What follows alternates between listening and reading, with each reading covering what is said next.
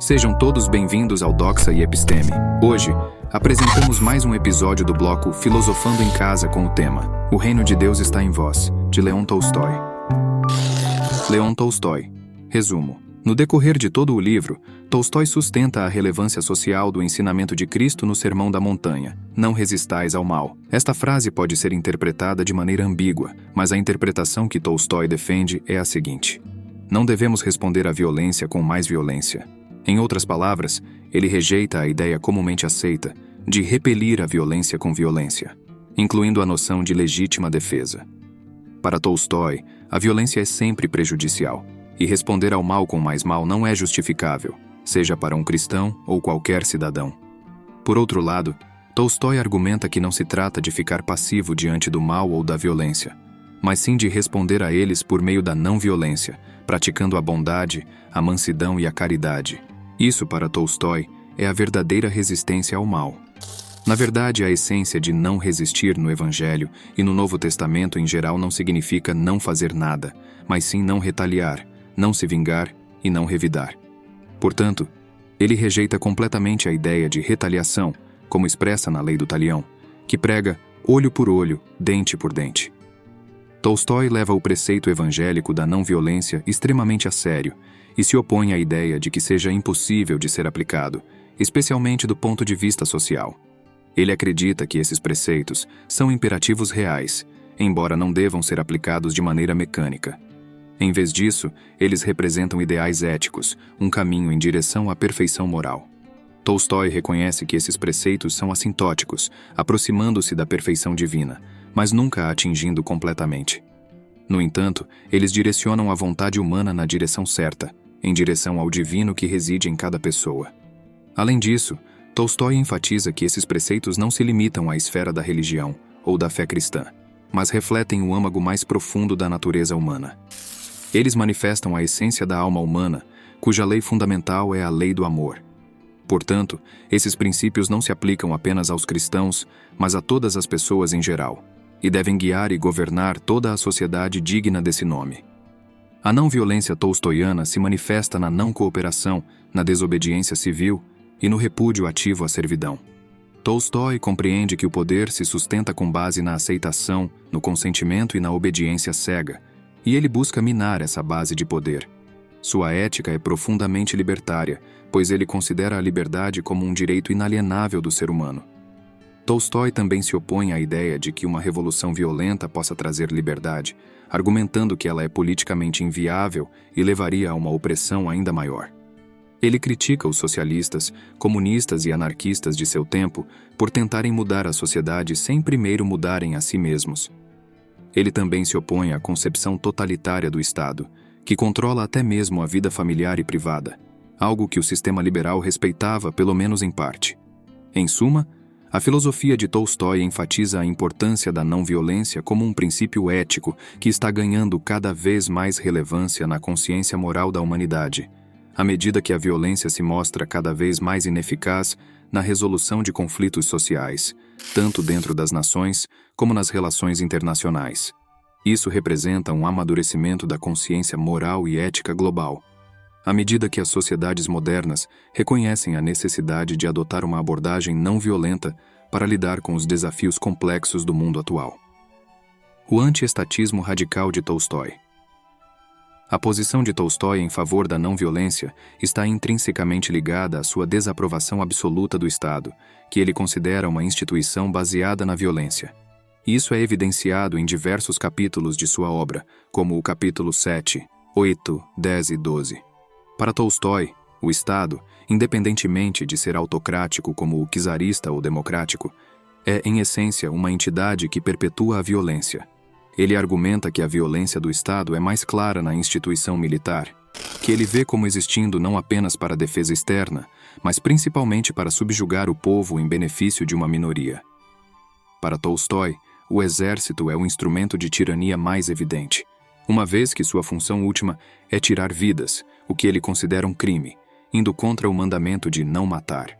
Essa visão leva Tolstói a condenar o serviço militar de forma intransigente, considerando-o uma preparação para o assassinato e uma forma sutil de autotirania estatal. Além disso, ele rejeita qualquer justificação para a guerra, mesmo quando a cultura moderna alega diversos motivos. Capítulo 6. Argumentando que a guerra é fútil e carente de ética. Ele até prevê profeticamente o horror de um conflito mundial que se concretizou na Primeira Guerra Mundial. Fim dos capítulos 10 e 12. Tolstói propõe que as pessoas se recusem a contribuir de qualquer maneira para a manutenção do sistema governamental, evitando envolvimento na política, serviço militar, pagamento de impostos e uso dos serviços judiciais. Ele acredita que indivíduos livres e justos devem ignorar o governo, não lutando diretamente contra ele, mas minando sua base interna, ou seja, o reconhecimento e a obediência. Nesse aspecto, Tolstói se assemelha à ideia de desobediência civil de Henry David Thoreau. Tolstói também critica o sistema judiciário, que ele vê como um suporte legitimador da violência estatal, e se opõe ao juramento, que é proibido por Cristo em sua interpretação. Portanto, ele não colabora moralmente com o sistema judiciário existente para não apoiar a ordem violenta que ele representa. Embora possa parecer que Tolstói seja um anarquista, ele se autodenomina cristão e rejeita a violência. Ele argumenta que os profetas da não-violência representam uma ameaça maior para o Estado do que os revolucionários que recorrem à violência, pois o Estado sabe como lidar com estes últimos, mas não sabe como enfrentar os adeptos da não-violência. A visão política de Tolstói pode parecer utópica, mas ele acredita na força da consciência moral coletiva e na capacidade de uma sociedade civil madura de manter a ordem social sem a necessidade de um Estado. No entanto, a questão de se é possível prescindir completamente de um órgão central de coordenação e direção na sociedade complexa atual permanece em debate. Mesmo assim, a provocação de Tolstói aponta para a ideia de que o Estado poderia ser cada vez mais reduzido a funções puramente administrativas, minimizando sua presença coercitiva e repressiva. Tolstói critica veementemente a Igreja, considerando-a como mais um pilar da violência, pois acredita que a Igreja a mistifica através de uma pregação pseudo-evangélica e a sacraliza com rituais supersticiosos e idolátricos. Essa crítica abrange não apenas uma igreja específica, mas a própria ideia de igreja como instituição. Capítulo 3. Para Tolstói, cada igreja, como instituição, sempre foi e continua sendo uma entidade não apenas distante, mas até mesmo diretamente oposta à doutrina de Cristo. Ele argumenta que as igrejas não apenas são infiéis a Cristo, mas também hostis ao cristianismo, sendo fundamentalmente anticristãs. Tolstói acredita que a bondade de indivíduos como São João Crisóstomo e São Francisco ocorre apesar da igreja, não graças a ela. Na visão de Tolstói, as igrejas são instituições inerentemente enganosas, cuja função não é revelar a doutrina de Cristo, mas sim ocultá-la e enganar as pessoas, manipulando suas consciências.